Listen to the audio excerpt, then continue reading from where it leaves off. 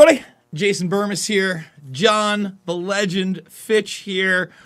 Big nights of fights over the weekend, but what was more important, I think, John, is the fact that we saw 15,000 people in a crowd in America, and you had to play literally Where's Waldo to find a mask in that massive crowd right there. Me and Militich played it a couple times. We paused it real quick. And we had to look for somebody with a mask. Mm-hmm. But to me, that was the best feeling about this because I didn't like the fact that they put Clear Pass in. That was 100% real. Militich talked to somebody at the fight. They absolutely downloaded the app onto their phone and went through the whole rigmarole of had they been tested. So or did everybody on in the venue had to download the same app. So here's how they get you, okay? I would probably say 90+% used the app, and those that wanted to opt out of the app had the option to go to a tent and simply fill out a medical questionnaire and have their temperature taken. So as long as you give them all the nice little info in the questionnaire, you pass the tempi taken, and then you get into the Clear Pass system that way, you could get in. But that's another 20 minutes to an hour for you to get in. If you just have the app, you get to go right through the line. I see. So it's not, you don't have to have it, but it's a class divider. Well, it's one of those things where even if you wanted to, it's not like this where, let's use the body scanner analogy, right? So back in the day, and I haven't been flying in a while, but I never take the body scanner. I always take the pat down, right? I always take the pat down. Now, there are some people that will still try to put you through a body scanner after the pat down. That to me is this feeling. It's like, well, you're definitely going to give over your information one way or another, but if you don't do it digitally, it's going to take another hour. You know what I mean? And we're still going to put you into the same system, but it's going to take longer. And, I don't know as to exactly what was on that questionnaire. If anybody's out there and can post it, I would love for them to do so. The card, crazy card, right? Yeah, that was fun. It was a lot of fun. And it was fun to see and hear people react to the fights and to see the entrances. And yeah, it's good to be back to normal. Like, forget about their new normal and Bill Gates telling you it's not. Maybe we'll be back to normal by the end of 2022. I'm in. I think this is by the summer, dude. By July, people are gonna be over it. People are gonna be having open big 4th of July things, because I'm in California and I went on a walk, like Sunday morning or was it Saturday? I can't remember, but yeah, it was Saturday before the fights, and we're walking down the sidewalk in the streets, and there's people out and they don't have masks on. And it's been a year since I saw that. Mm-hmm. People outside on the sidewalk, walking by themselves, no one else around with a mask, somebody on a bike with a mask. But now I'm seeing it's like one person out every 20 has still got their mask on. Well, you're lucky, because let me tell you something. I got a call from my buddy in New York, okay? And basically, so it's the second year in a row now that my college has been able to have their alumni weekend. Right? Everybody was joking around last year. It was big, funny when Jason Burmis was telling them in March they were going to shut down and we weren't going to have alumni weekend because they all thought we would still get together at the end of April, beginning of May, right? So a bunch of them decided to go up there. And remember, John, one of the things that triggered me to leave, and I don't mean that in the sissy terminology, but made me act to leave my community, was that on Main Street, they put up signs that said, please wear your mask, or wear your mask, please. And as soon as I saw metal signs on my Main Street, I knew it was over there. So in direct opposition to what you just said, my buddy was in the small upstate New York town of Oneonta over the weekend, walking down Main Street with a mask, and law enforcement told him to put his mask on. Yes, John. Yes. And we're 14 months later, and that is an upstate New York community. In the uncensored portion of the program, we're going to bring up another thing. We had a shooting there right outside of where my kids used to go to school. Yeah, well, I wonder, upstate. So is that like a wealthy, rich liberal area. No. But what it is very liberal because why? There's two things. So number one, the closest thing is the Baseball Hall of Fame. Okay, it's about 30 minutes away. That's Cooperstown, New York. That's all rich old white money for real. For instance, a lot of people don't know this, but the Baseball Hall of Fame isn't even owned by Major League Baseball. It is actually owned by Jane Forbes Clark. So the Forbes family actually owns that as a private entity. It's one of the ways they're able to keep Pete Rose out. So just to give you an idea of how hard it is to like start a business there, right? They have an ordinance that you can't have anything that's a franchise, so no McDonald's, Burger King, within the town limits. So anything that's fast food is outside of the town of Cooperstown on the next town over, period, right? So the rich money's there. But then I have a state school, right? So the state school is all Long Island kids, New York City kids, 80 to 90%. Their parents are from the city. And then you have a private liberal arts college that did stay open throughout the second time. Like their kids actually stayed. They did the testing, whatever. It's a school of about 2,000 kids, but they're rich Connecticut kids. So all the money goes into, yes, liberal politics. There was a Black Lives Matter movement. There's a lot of people in the same bubble in Yes. that area. I'm wondering if because this was over, South San Jose where I'm, my people are. So I wonder if I went around like Palo Alto, where the money is, and I walked my dog around without my mask on, if I'd get harassed, Bro, like a hobo. my brother is still not able to see my niece play sports. And in direct contrast to that, I'm going to my niece's soccer My boys games. are they're starting flag football next weekend. It's time, right? I mean, Yeah. we're doing it. We're throwing, John, the maskless Mother's Day picnic. I haven't seen any. I read the stuff. I haven't seen mentioned about masks for it. For what? For the football. For the flag football? Maybe I need to read. You through better more. watch through it. It depends on where you are, right? Like, so, like, for my kids, they're not supposed to wear it, but then for the parents, they're supposed to wear it, right? So, like, I went to the YMCA. It's a private organization. If like you have a problem with it, then sign your kid up. Sign your kid Look, up. man, your kid doesn't need a mask on. Your kid needs to be around other kids, and they need to be, again, being human beings with each other. Maskless Mother's Day picnic. Come join us. It's in Bettendorf, Iowa. Bring your mom. It's free. I'm gonna drop literally $500 to $1,000 on food. We're going bigger than burgers and dogs. We'll have ribs. We'll have chicken. We'll have kebabs. It's free. I want you and your mom and your family to have a good time. 5 hours, noon to 5. Frisbees. There's all sorts of good stuff there. I'm gonna be doing a whole intro video for it. As well. But look, man, we don't need to be waiting for 4th of July to let them know whether we can go out and be human beings again. This is madness, right? Like, we're at Madnessville. It was past madness last spring. It was, it just seems nonsensical now. I mean, it's over. People think it's over.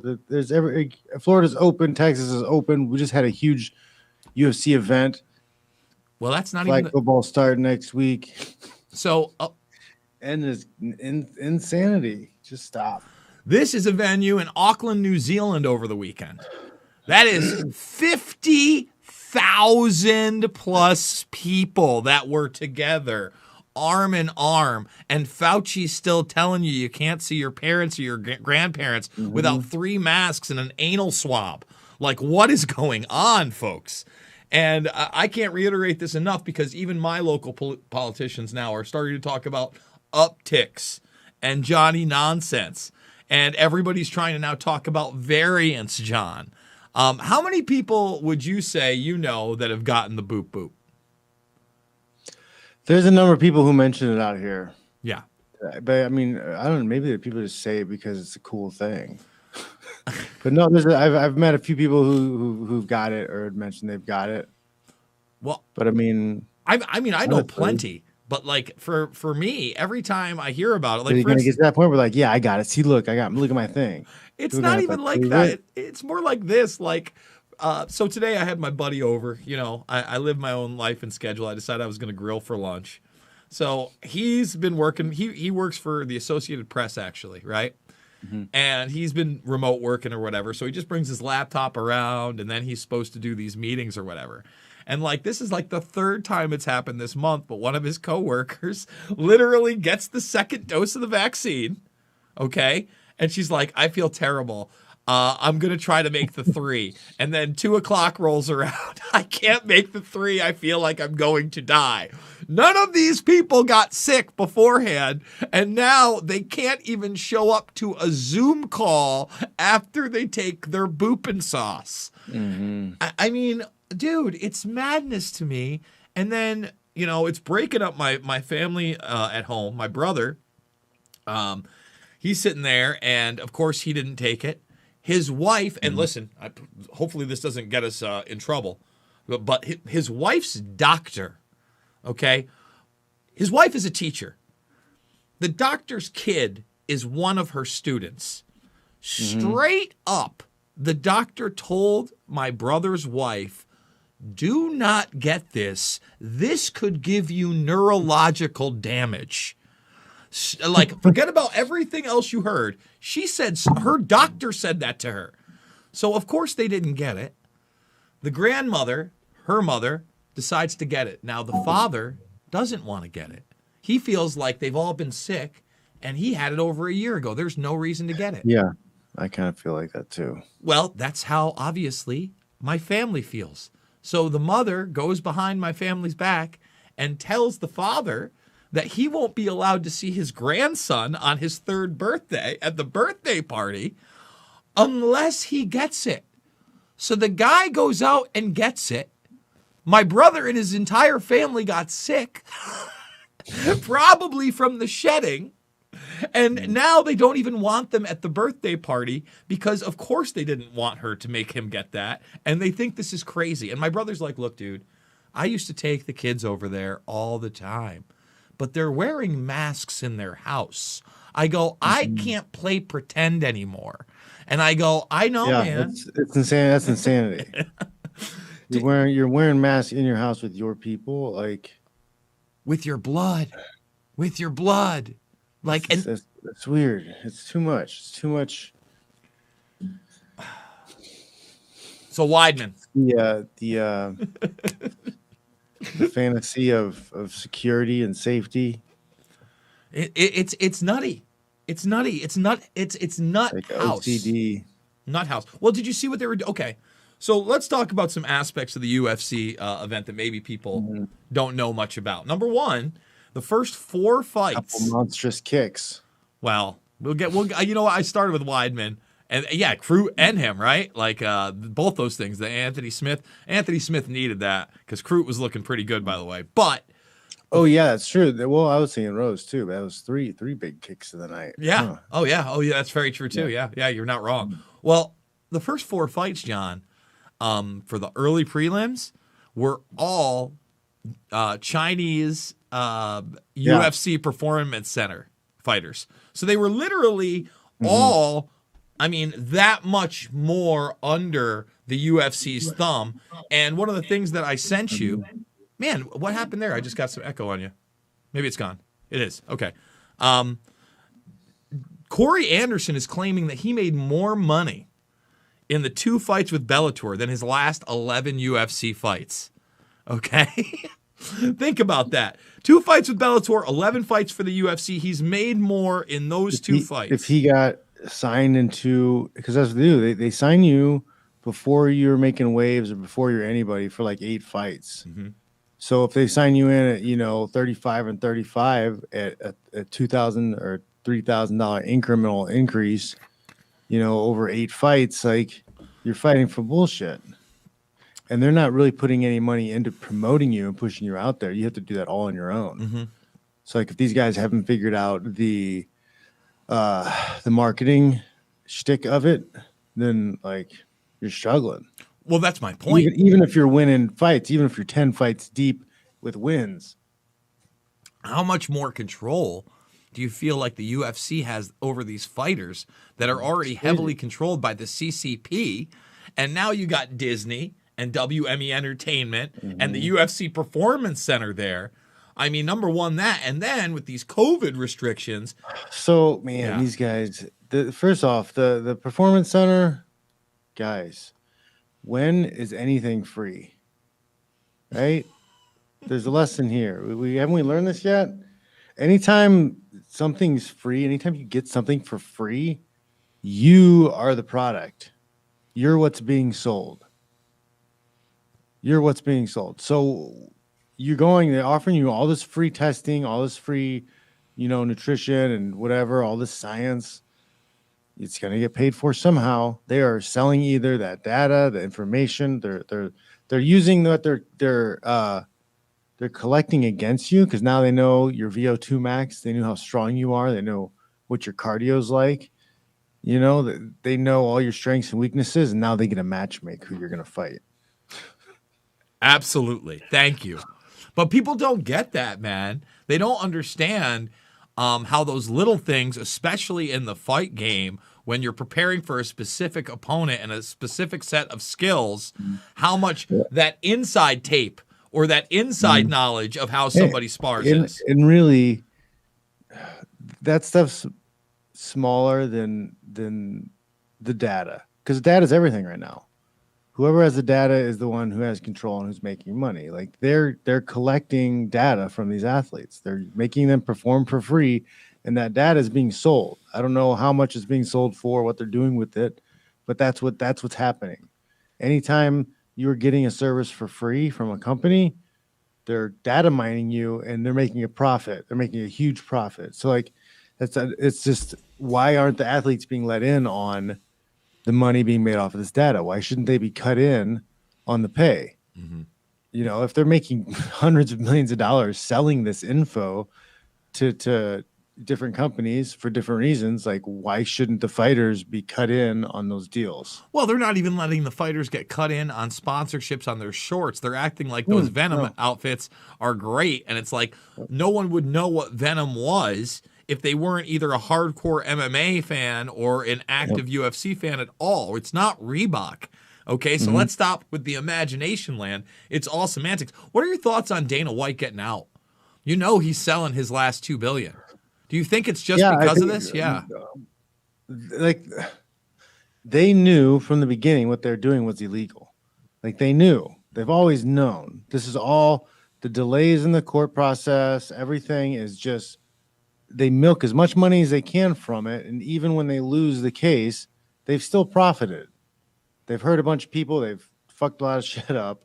They've ruined a lot of things. But they're still going to make their money and they're going to walk away and they're fine. That's just how this dirty business works.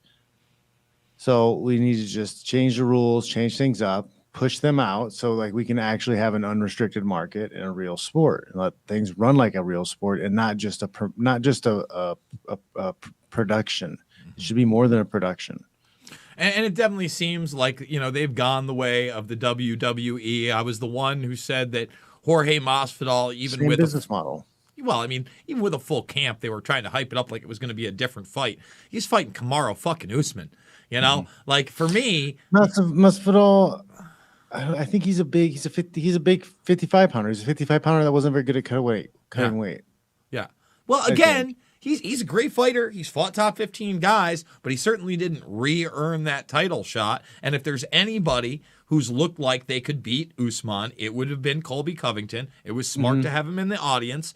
But again, they didn't do a good job of selling Usman as the hero 5 fights ago against a real heel. It was really just like the heel and then the guy that might stop the heel. Guy. Yeah, the other guy. Heel versus the guy who might beat him. Yeah. It wasn't like they didn't play it up, hero versus heel, or this guy on his way to becoming Anderson Silva level or George St. Pierre level, taking this, you know what I mean? They did a piss poor job at that.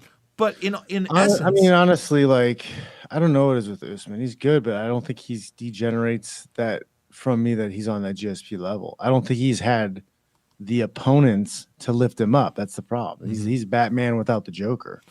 Even Colby being the heel he is, I don't know, man. Well, I mean, Colby's pretty much it at 170 right now. He's the only other guy that's stringing victories together. Talking to Miletich, he thinks that Robbie Lawler with a full camp might have a chance against Usman because he's so damn powerful, and maybe he doesn't get up from one of those shots.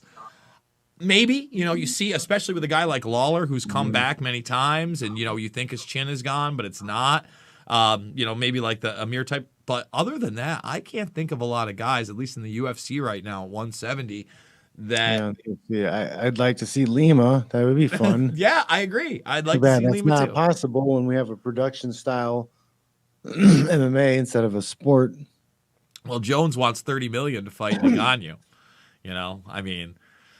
Well, it should. I mean, man, what are their numbers the same numbers of some of the bigger boxers who are drawing similar gates? I mean, that's the argument. Like, if the eyeballs are there, what's the problem? Mm-hmm. No, I agree. It doesn't cost more to put on the show. It doesn't cost more for the UFC. We know that because of the internal documents from the class action lawsuit. But you know what it would do? It would cost them large amounts of profits over the next 20 plus UFCs that they'd have to pay exactly people. What it is. And exactly what it is. They would actually have to pay out, a percentage that the fighters actually benefited from. Florida didn't even announce purses, did they? I haven't heard any of the purses yet. They're trying to get back to, the commission's not even, releasing purse information. Yeah. I haven't seen it yet. Well, let's talk about some of the fights. All right. So really weird, at least main card, Anthony Smith versus Jimmy Crute. Jimmy Crute's looking actually really good in that first round. And then he gets stung with a leg kick. It doesn't look like he checks it. He would maybe just I don't know, stood back and not walked around for a second. It was tough though, because you watch when they slowed it down, a lot. He was trying to pump himself up and walk. He should have just stood on the one leg on the fence and yeah, I'm fine, let's go, come on. I think it was totally gone because when you see it, he tries to go step down on it. A few minutes after, because he was walking around semi-normal a little bit after. I think he just needed to try to milk a little bit more time. Yeah. Well, maybe if he had gotten the time and shot for a takedown for two, he's kind of going that route at the end of the round anyway. You know what I mean? Trying to be on the ground. And once it got up, it was just weird. Unfortunate. Weidman, Uriah Hall. The only thing I could say about that is Uriah's got to stop almost crying or crying after every fight. Stop it, Uriah. It was unfortunate. We get it. You got your money to show and to win. You should be smiling. You can't go down in the ranks. It's just brutal. The whole leg thing. Ouch. How about the guy William Vandrew helped me with my neck. He says that happens because athletes don't put the nutrients they need back into their body. A lot of the minerals and stuff that we sweat out, we don't put the magnesium and the zinc and all the other stuff back into our bodies. So we develop a lot of early onset osteoporosis type conditions where the bones thin and weaken because we're not putting the stuff back in to our body that it needs to build that stuff back. So you think that's why we see a lot of these fighters that are post 35 where we're seeing it, you know what I mean? Because I can't remember who was the other guy. I don't know how old he was when he broke his leg. Corey Hill, you're talking about, right? Corey Hill, yeah. I think he was also in his 30s. Was he in his 30s? Yeah. He might have been, yeah. It's the thing where, you have a number of years where you're, doing high stress, intense workout type stuff. You're sweating out, you're breaking your body down. If you're not putting those minerals back in, especially in an absorbable way, then the theory is that it's thinning the bones. The bones, indeed. Now, Rose and Shevchenko. Shevchenko ran through Andrade. Just beast. Took her down, got the position, choked her. It was nice. Ran through her, did what she was supposed to do. Rose Namajunas comes out, shocks the world with that big kick. It was a sniper-like kick. It just snapped right in between the elbows, right in a perfect spot on the chin. Bink. Night. And she came in there. She got the hammer fist off, ended the fight. Wei Ling was upset about it. Nothing to be upset about. Probably more disappointment than anything, realizing you just lost. But, Rose allowed to cry. She is an emotional woman. I have no problem with that. I'm probably going to, find out that the people that love 87 genders think I'm a pig for saying it, but I don't much mind when someone like Rose cries after. I don't even mind when a guy cries after like a huge achievement. That's fine. It's just Uriah Hall, you're crying a lot. You're crying a lot, dude. That's all I'm saying. Just, calm it down. Just calm it down. And then, of course, you have the main event, right? And like I said, it gives Usman at least a highlight reel knockout against a face and a name. Masvidal's got, because I personally think his performance against Gilbert is more impressive, right? Because he overcame adversity, almost got knocked out. I think Gilbert Burns actually beats Jorge Masvidal, but he doesn't get credit for that. Whereas beating up Street Jesus with the knockout maybe gets him a little more credit with the casual, right? Especially they'll ride that nobody else knocked him out or hasn't been knocked out in however long or whatever. Yes, absolutely. Bellator coming up. They'll ride that this weekend, and this is what I don't get, man. When we talk about, it's going to be fun. You know what? It's they've got such good cards. It's like, but they don't. Not enough people know about them. Like, what are they doing for advertisement or? Listen, you've got, first of all, the Archuleta fight's great, right? But most people, unfortunately, don't know who Juan Archuleta is. You're working it off the Pettis name. Okay, great. How about Johnson and Romero? That could headline a pay-per-view, okay? And most people don't even know your product is on Showtime. What if Corey Hill's making more money in 2 fights than the UFC? Where is your money spent on advertising and production? And where is the pre-show? If you didn't get the UFC model, they give the prelims away for free to as many people as can see it. They've been doing YouTube prelims. Yeah, and that's fine. A lot of time. But I hate to tell you guys, that was UFC's fucking model from 7 fucking years ago, guys. It was 7 years ago when the early prelims and the prelims came to fucking YouTube and Facebook. Facebook prelims was the thing very beginning. YouTube prelims. Exactly. They got Venom Page on this. Okay? This card is stacked with their guys. They got Patricky Pitbull fighting. Their main card is absolutely 100% stacked, and no one knows. Lorenz Larkin is on the prelims. Come on. That's got Coker. Listen, man, Coker. 40 grand a year gets you a lot with Jason Burmis. Okay, let me tell you something. You give me 40 grand, you get me on a phone, give me a little power. We'll have some serious and a budget to do it. We'll have some serious promotions. People will know about these fights. Look at this. You've got 1, 2, 3, 4, 5, 6, 7, 8 fights that you're not putting on any kind of television whatsoever. Even the UFC has broken up the model where 4 of those fights are going to be on some kind of TV. So that's fine. You want your YouTube. It's got to be. I mean, you got to get these guys seen. You got to get, because the sponsors want to be seen. The people who's paying for the spots on the mat, the people's on the shorts. They want to be seen. They got to make every fight out there. Put them all out there. Especially in this day and age, man. It can't be that hard to set up somebody's camera phone, record shit and put it up, or just live stream it. Look, man. Again, it's not. Look, the UFC, as you know, you did a watch along with Bellator. I think that was going in the right direction. But I believe that your watch along with Bellator was before they restarted this year in April, right? Wasn't it sometime in December? I think so. Yeah. The one we did when I went on with Robin Black? Yeah. It was before the Showtime deal. It was just before that. It's when they were ranging at CBS Sports Network, and we didn't know. They just left Paramount. What was going to happen? I feel like something happened after that where they make this deal with Showtime, but like, look at the UFC. So I ran into Pulver, right, on Saturday. I'm like, so what are you doing tonight for the fights?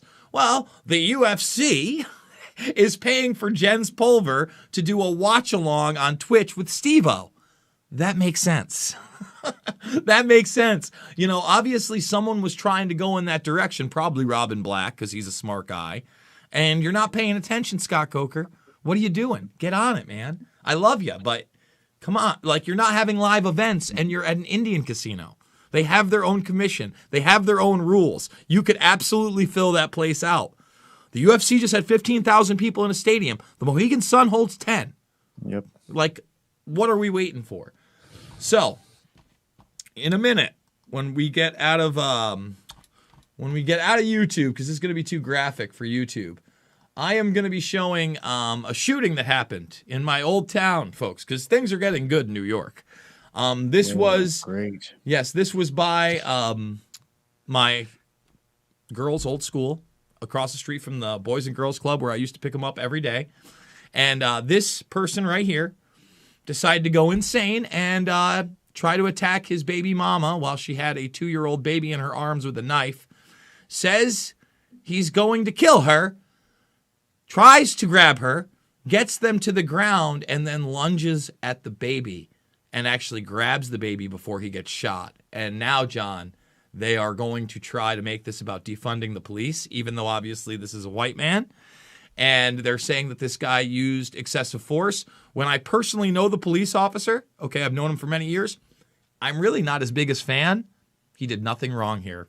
He did absolutely nothing wrong. He should be commended. He saved lives. So this is how we're going to do it, YouTube audience.